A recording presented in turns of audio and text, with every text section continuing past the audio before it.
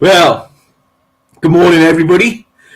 Thought I'd just check in this morning and just, thought of the day.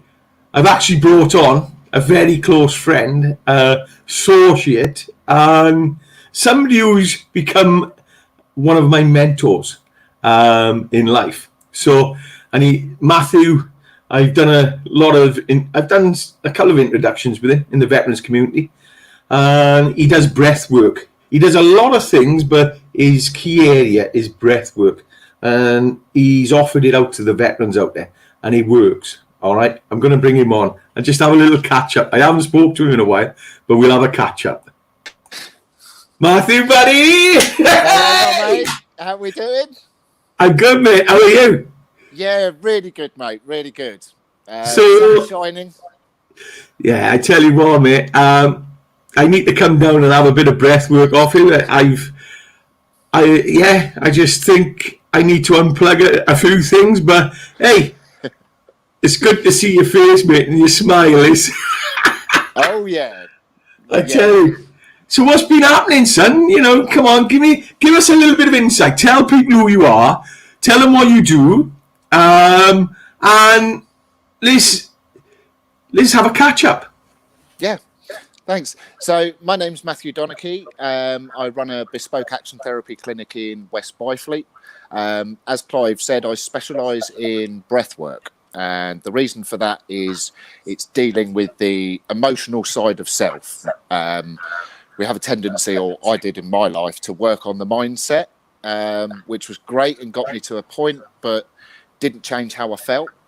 So that's why I love specialising in the emotions, because it's the bit that completely changed my life, and I find it's the bit that really, really does turn people's lives around. So I like the dynamic sort of style of action therapy. Yeah, and I was a little bit, when you reached out and then we connected, I was a little bit, not frightened, but a little bit out there with the breath work. I've done ayahuasca. And I've done Cambo. I've done workshops with Tony Robbins and Dean Gracino, and I've done a lot of therapies and a lot of things in my time. And I was a little bit apprehensive is the word I'm looking for. Yep. But like I said to you, mate, after the session I had with you, and I've had 2 sessions now, it was like ayahuasca without the medicine and without the purging. Yeah, it's a huge bonus. Yeah.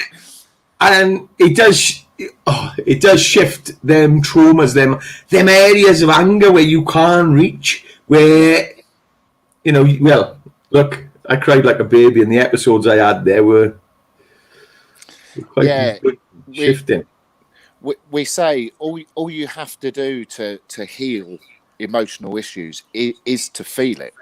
It's to get in there, to feel those unfelt feelings, and to come out the other side. And it's only really because we aren't taught about emotions at school, at any time in our life, that actually it feels really scary, because I call it the jelly baby syndrome. So if I put a load of jelly babies in a row and shone a light through them, you see the shadow side, which is the dark side, which is 8 foot tall, and there's 10 of them, and they look really scary. Truth is, we're talking about jelly babies, and if you turn around and face your stuff, you realise they're an inch tall and they're not that scary.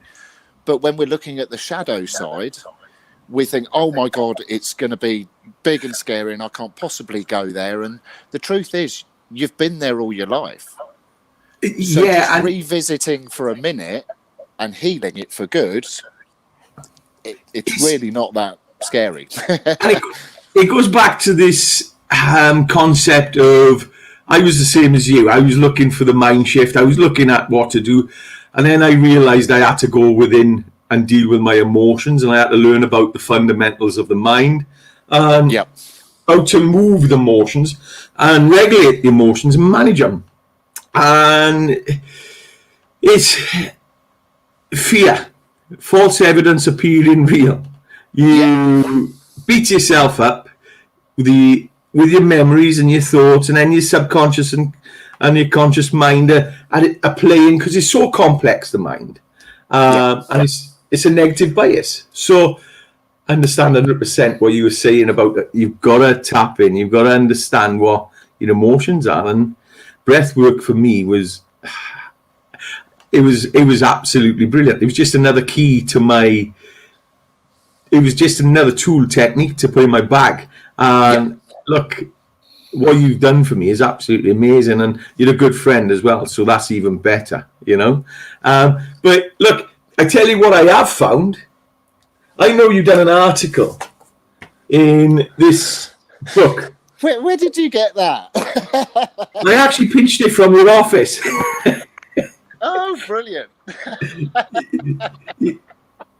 I had to do a bit of due diligence on you, my son. You know? No, you actually give it to me the one day, and you said, I was reading, and I said, this is an interesting article. But I then went and looked for it online. And look, just to give people an insight, I've put a link if you want to know more about Mathew, because Mathew, you've been through some life trauma yourself, mate. All right, and you shared it openly, and I'm gonna show it on the link. This is the link will take you to Mathew. What it's actually the online version of this. And Mathew done a big spread in you, which is absolutely brilliant. And this was December last year, Matt, nearly a year, but yeah, it was. All right. And, you know, the opening line is Mathew Donnachie, abusive childhood, was slowly killing himself until he discovered eliminating these painful experiences was a matter of catching his breath. I love it. All right. But this is the one where a lot of people today, we've got a lot of uncertainty in the world. And as a young man, Mathew thought he was heading for prison or an early grave. Years of bottled up trauma from emotional childhood had left him no self-esteem, problematic relationships, depression, and huge anger, which, look, a lot of people watching, especially from a military background, can associate themselves with that. And that article I've put in, I hope you don't mind, because I think they give everybody a flavour of who you are, because there's other things in there as well. Yeah, I think one of the biggest things that comes from anger issues is because no one's had a perfect life. Like we look at everybody else and think, oh, it's okay for them. They've had a better life. Yeah, very real. No one had the perfect life. We're all in the same boat. We all struggle with the same things, and we tell ourselves the same negative stuff. We're default settings. Stopping you for a minute. What's going on with your mic? What's going on with your mic? Because you're coming in and out at the moment. I don't know. Let me see if I can. Is that? Put your other earplug in. Put your other earplug in for a minute. I want to see if it's because your mic has moved. Speak now. Better? How's that? Yeah, that's better.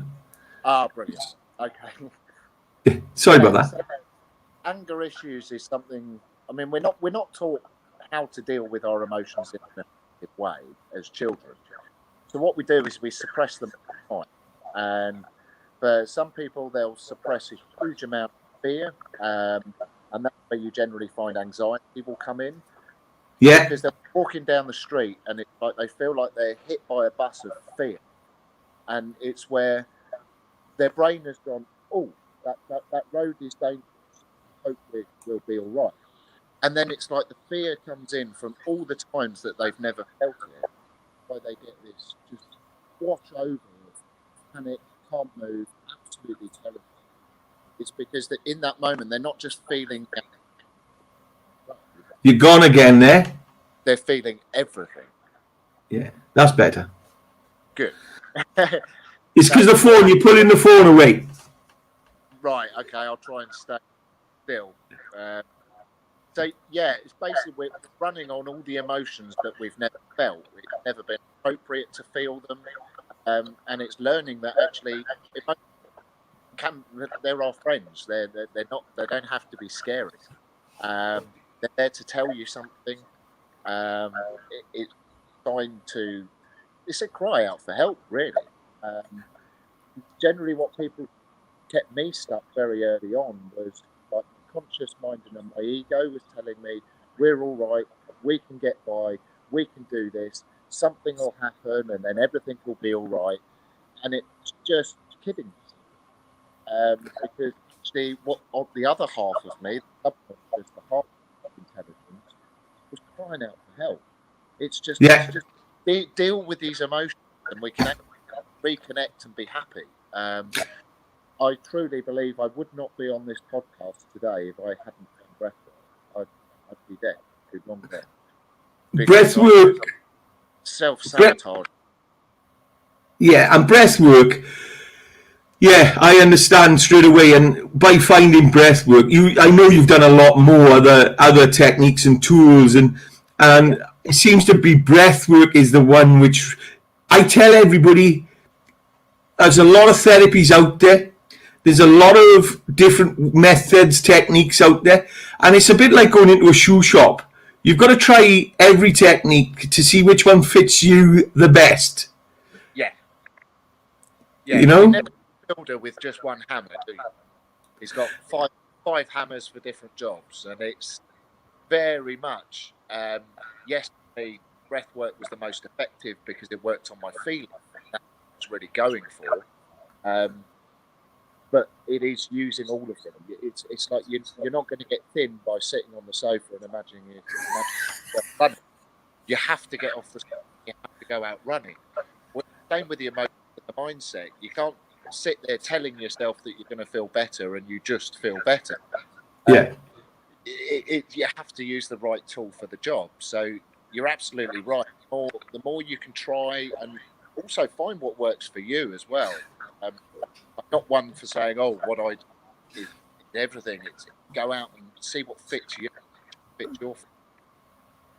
Yeah, and well, I read a study back a little while back. It was Winston Churchill's trust or something. They'd done a study on veterans and PTSD, and they went to America as well and done a study in America and the UK. And what they come back with was actually CBT. Majority of the times, because it's talk therapy, actually weren't as effective as things like breath work because they went to the core. Yeah. You know? I have great respect for them. Also, a lot of other tools, but for me, breathwork does just cover all of the crap. Just literally puts you in that place where you can just unload your emotions.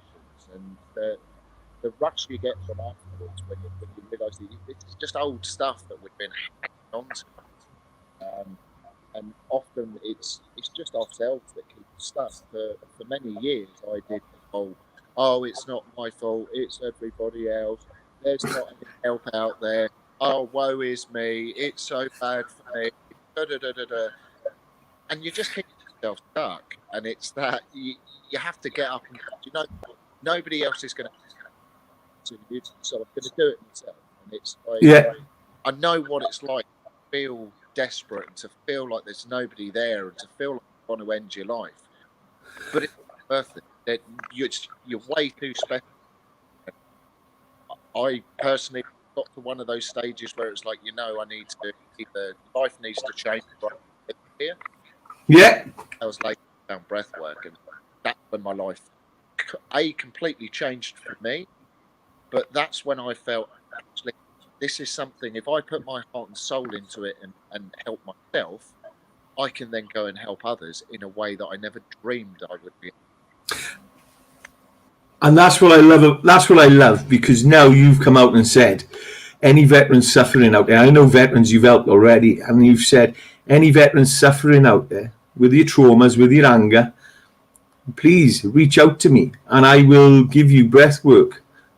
And I know we've tried to get workshops together for the area we're in, and it hasn't been that much of an uptake on it. I don't know if people are reluctant, but we've just got to keep banging on the drum, and hopefully,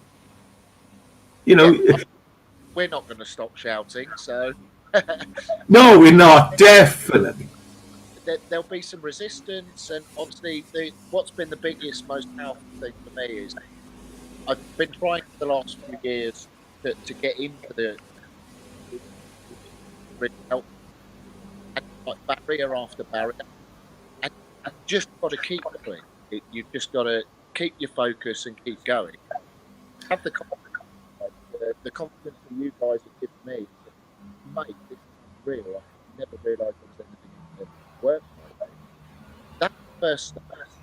And then once you've got a few build up, and that's why I said, so I'll give away 20 grand worth of treatments to the vets, because doing it, you can go to as many charities and groups as you like, but you just find a closed door.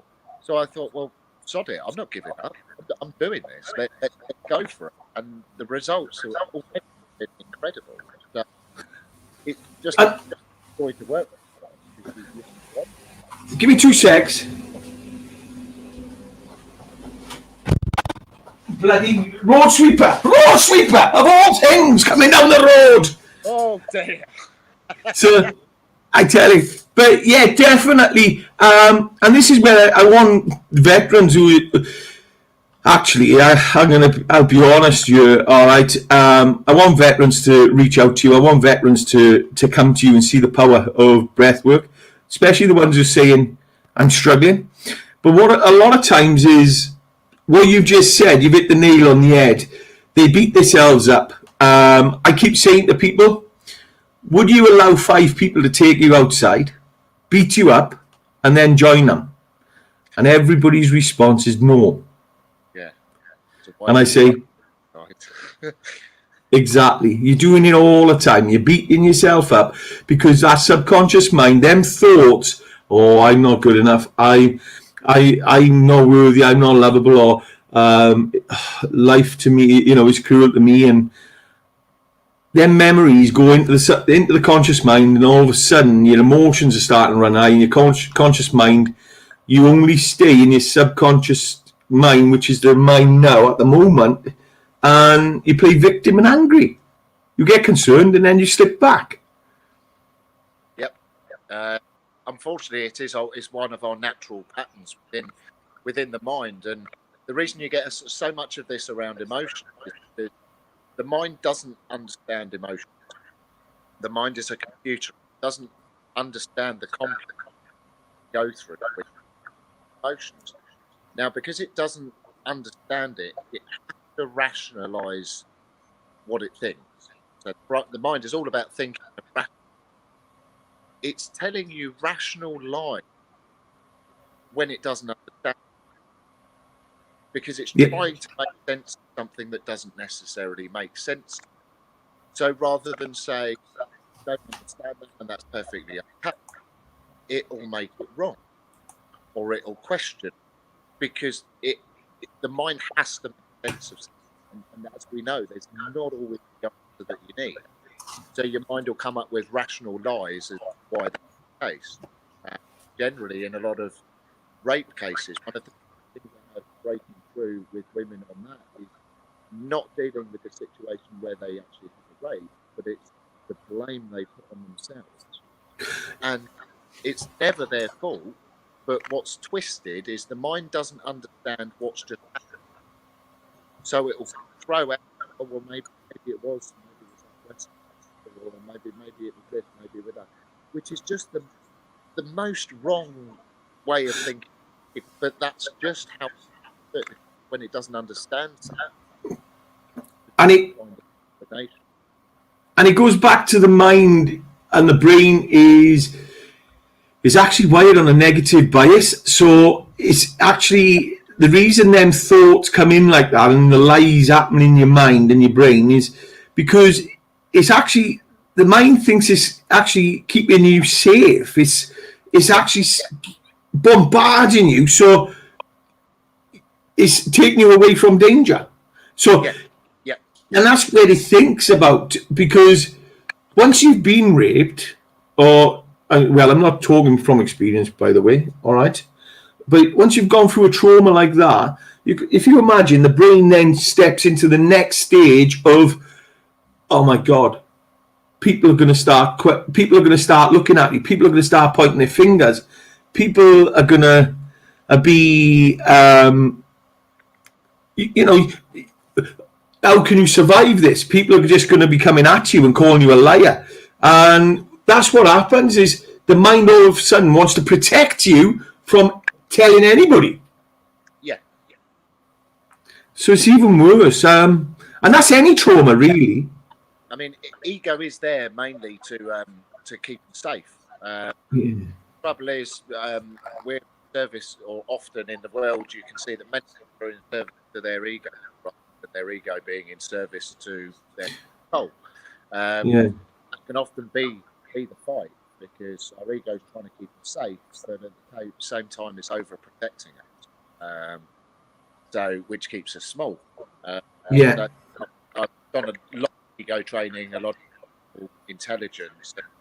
It is getting that part of self to sort of get in line, really, realizing that ego is important, but actually the emotional and it working on all layers. And it's phenomenal. So where are we going to go next, buddy Bach? What do you want to do next? Do you want more veterans? What do you want? Mate, keep sending them in. Yeah, I mean, one of the difficulties we have had is mini lockdowns. We had a couple of retreats planned. They'll only postpone for about a few weeks. But yeah, the better, mate. Just bring them in. Just to say to the vet, like, just give it a go. The experience I've had from working with veterans is, yes, you may find it a little bit scary. You may even be a little bit skeptical, but just give it a go. Imagine it like just do it once and try it. Yeah. Because you've got nothing to lose currently. It is free, and the intention with this is just doing a few projects just to help a few people out. We're doing a few projects to get actually charities behind it. My aim for breathwork, styles of breathwork like mine, is to get it on the NHS, because my big frustration from my journey is I spent 10 years and about 80 grand of my own money trying to find something that worked, because every time I found something, it just didn't change my life and it needed it to. And my biggest frustration was, why is this stuff not on the end? I've said to Clive many times that with some of the holistic stuff, it's breaking down the barriers. So I'm Mathew and I do breathwork. Just because it's doesn't need me to wear tie-dye and change my name to Moonbeam. Some of the breaking through some of the stigmas and saying, look, this is an effective action tool. And regardless of whether it's holistic or medical, if it works, and it's like deny things because they're medical. Actually, we need to be really open. All right, we've got people dying all over the place, suicide. Obviously, then you've got COVID on top. And how long can it keep going on and allowing people to fall at the wayside while we just survive? You know, it's the saddest thing is COVID-19. Yeah, it is killing people. However, the confusion, the uncertainty following is a massive impact on people's mental health. Yeah, massively, absolutely massively. If it wasn't bad before COVID, it's an epidemic now, you know. Even just a couple of people I've seen last week have said, and this is the mindset that a lot of people have. I'm having thoughts like I don't want to be here, like I don't want to live anymore.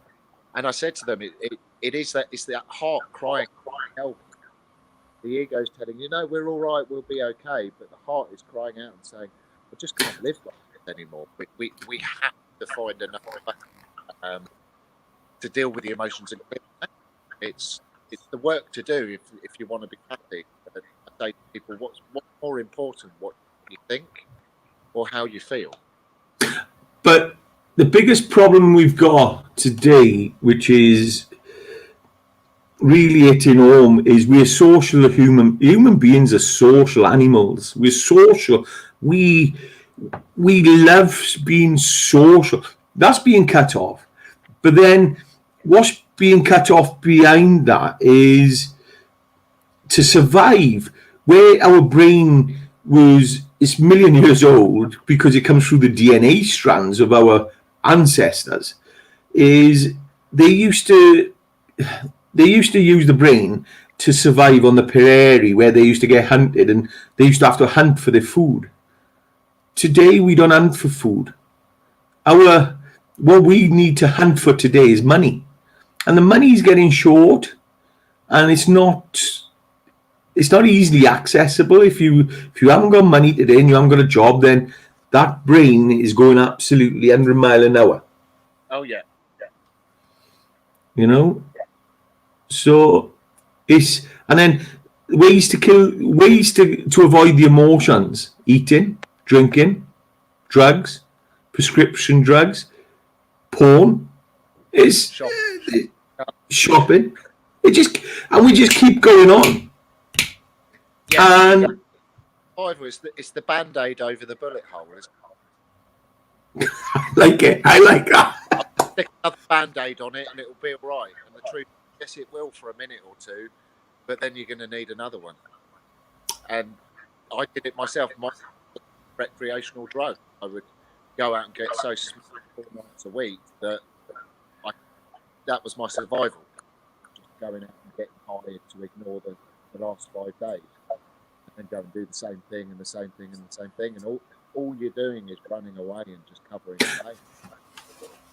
pain. Right. Yeah, I'm going to ask you a question because I know what it was like for me to get over, or to. There's an old saying, and you know where I'm going to go with this, is you can take an horse of water, but you can't make it drink. Yep. And I didn't want to change first off because I like playing victim and I like playing the angry man. Yep.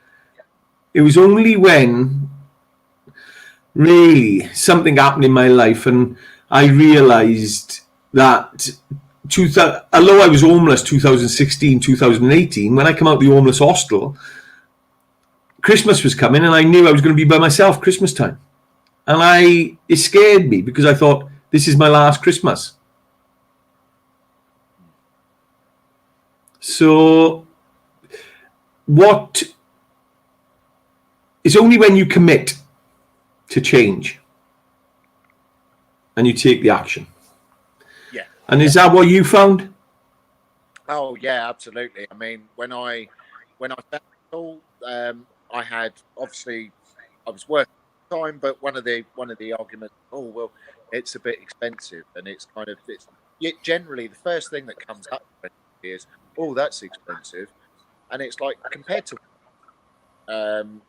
and when I found something that worked, it was just like, you know what, I'm just going to go for it.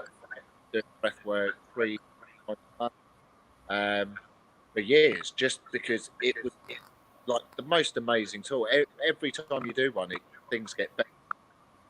I say I took my life from what is this happening again to this is happening to me, because it's like I've taken my life from a horror movie to an action movie where everything works my way and I'm happy. And don't get me wrong, of course things come up. Clive and I were chatting on the phone the other day and saying that even when you've done a huge amount of work on yourself, things can come up, and again, no one knows the perfect life, and things can come and take pretend.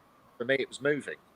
So I've got a move coming up in a couple of weeks, and I had a real relaxed view on it. But yeah, well, because of it, a lot of people would have not been able to afford places, would have had to move out, which means I'm going to have my pick of houses. It didn't quite work like that, and a lot of people have said, I can't afford to pay rent, and I'm not moving out. So I went, oh my God, I've got 2 weeks to pay, and I need to move out. And I had 2 or 3 days where I was really pushed off course, and it all fear. It was, oh, what if? Am I going to have to stay in this house and possibly affect the landlady that's supposed to be moving back in, which wouldn't sit right morally? And I had all this crap come up, and it was a case of just working through it. Going, well, it is what it is. What's the mind telling me? How do I feel about it? And just working through it and gaining the clarity in each area. So you just work through it, and it becomes. But it's not. Life used to be a struggle every second of every day, and now I find it's maybe one day in a month. So the constant work and me just jumping on it, best thing I've ever done. Absolutely. And that's it. It's the constant work. We talked about it, and I know Tony Robbins in America, very, very successful. Dean Gracino, and many other people who do this type of work. They're not perfect. They have struggles. It's about getting up and going again and celebrating. It's not a failure, like we spoke about the other day. Failure needs to be removed. It's a failure is a win, because it's a learning, isn't it? You get back up. If you don't get back up, then it becomes a failure. If you sit there and you go, you may sit. Don't get me wrong. You may sit there and go, and you may have to balance it out until you. But you need to be thinking about, how am I going to stop that happening again? And you've got to celebrate the little win, and then think about, right, I'm going to go for it again now in the next 24 hours, next 48 hours. Yeah, it's like never tell yourself that because you've done it before, you're not going to be able to do it again.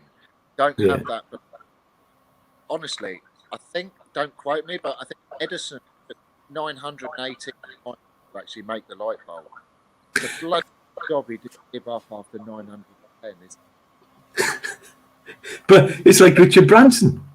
He gave up one time, gave up on 917, and the time was the one he would have created.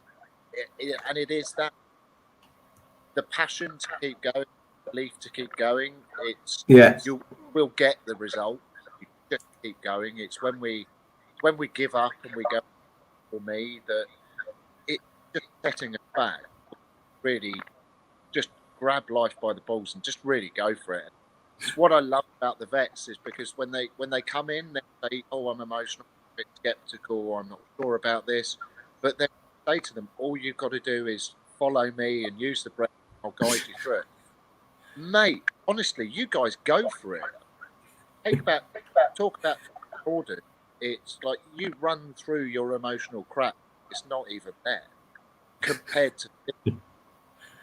I think it's just the mindset we do. It's kind of like, if you're told to run 4 miles, you'll take the proof, but you'll enjoy doing it. Do you know what?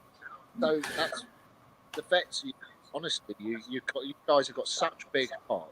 I just want to work with as many women as well. I just want to work with you guys because you're the ones that want work. That's why.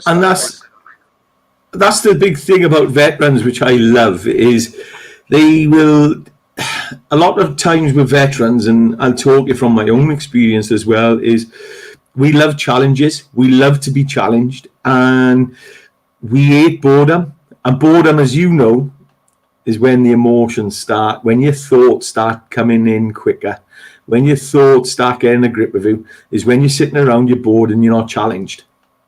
Yeah, anger is boredom, or boredom is anger. But. Yeah.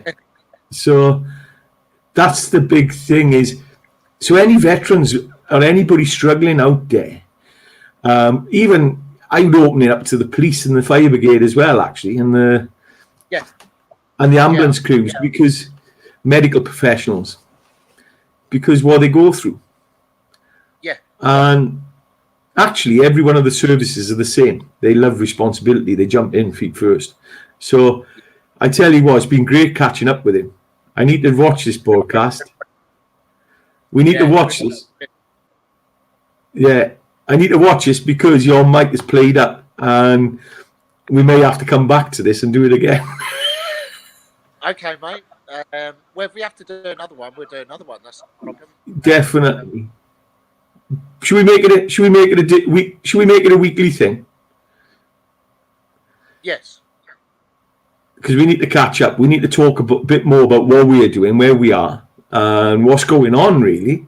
Because there's a lot coming up, and there's a lot going on, and we need to have a catch up. And let's do it this way: share where we are in life as well. Yeah, absolutely. Yeah, I think every share a story inspires somebody else to take action. So, yeah. Absolutely. Maybe let's speak this afternoon, and we can book a session, and we'll do another podcast, something like that. Definitely. Right, I'm going to love you and leave you. Anything you need to say to anybody? No, just thank you. Honestly, if you think you can't do it, just flip that mindset. Just go for it. Try anything. How do they get in touch with you? You can get in touch with me through my website, which is innerbalancedlife.co.uk, through my Facebook page, which is just my name, Mathew James Donnachie, or if you can't find me online, just put a comment in the box and I'll reply to it. Yeah, or just come to myself. So, I'm actually gonna post your actual email address. Your website address. That should go in, and then I'll post this somewhere else. I'll post it on all the actual threads. All right. So definitely, Matt, let's have a catch up, mate. All right. I'm going to say bye to everybody. Don't you go anywhere, because I know you dropped the call on me. All right. Everybody, goodbye. Don't forget, don't struggle by yourself. We have people who can help. I'm here. I'll help you. But like somebody said to me the other day, somebody reached out to me the other day, Matthew, and said, how many people reach out to you? And I actually turned around and I said, he said, I'm getting phone calls every day. I said, not many at all. He said, why? I said, because I'm probably straight talking, and I'll tell them, are you ready to put the work in? You know, because I'm not going to waste my time. I've got tools and techniques like yourself who can move the emotions straight away. If somebody's suicidal, you can remove them emotions by using it's what Tony Robbins uses, the priming. You can prime people and get a shift in their emotions. And then you can actually look at some of the thoughts they say, and it actually does move them. And then when it comes to the work, a lot of people don't want to look at these emotions they've got going on inside their head. No. They're frightened. And I say to them, I'm not doing anything. It's you. I'm just gonna hear, and I'm going to listen to you. Then I'm just going to prod here and there, and I'm going to ask you questions, and I'm going to use a process which is going to uncover what you're actually saying to yourself in your mind talk. And I know I've done it with a couple of people, and they've gone, ooh, I didn't expect that. And I've gone, well, that's what's going on in there. Yeah, absolutely. Yeah. You know? So, but definitely reach out to Matthew. I've done it, and I've done some extreme stuff. I've done Cambo, Ayahuasca. I've done Cambo many times, and I do happy. I do a lot of clarity, CBT, NLP, which you've done. I've done quite a lot, and more to life. And I'll be honest with you, Matthew, yours is the closest to ayahuasca. Yours is ayahuasca without the purging and without the medicine, which is absolutely brilliant. All right. So, as I said to you, I'm pushing and pushing and pushing. Breathwork's got to be done. All right. Yeah. Definitely. We'll get it out there, mate. So there's lots of retreats and stuff coming up. So it really does. Now is the time. So stop playing the victim. Stop getting angry and reach out. Get concerned and take responsibility and commit to yourself, because you deserve actually to invest in you. And this is free time. And this is the thing I got a problem with as well, because if it's free, We need Well, they to don't talk. value it, but No, they don't. it's one of them. Yeah. It's one, as I said, one of those tough ones in business. You're told not to do it, but it's like there's guys out there that need help, and Yeah. that's the fact. And it's kind of like, am I going to say, oh no, I'm not going to do that because I won't get paid and I value myself? No, rubbish. It's, but these individuals need to understand that it's you. Instead of actually playing the victim all the time.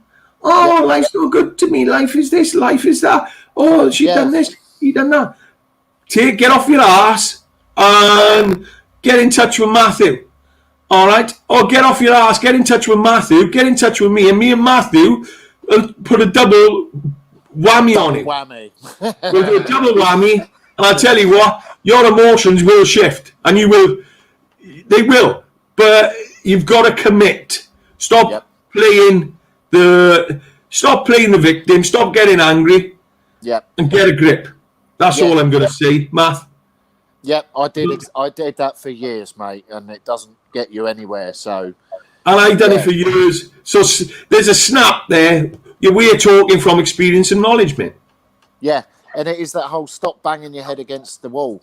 Step back. You'll probably find there's a door on your left. And the best thing is, there's a quote, breathe. Breathe. Slow down and breathe. So anyway, everybody take care. We love you all, and we'll do this again, definitely. All right? Thanks, everybody. Take care. Enjoy your day. Bye.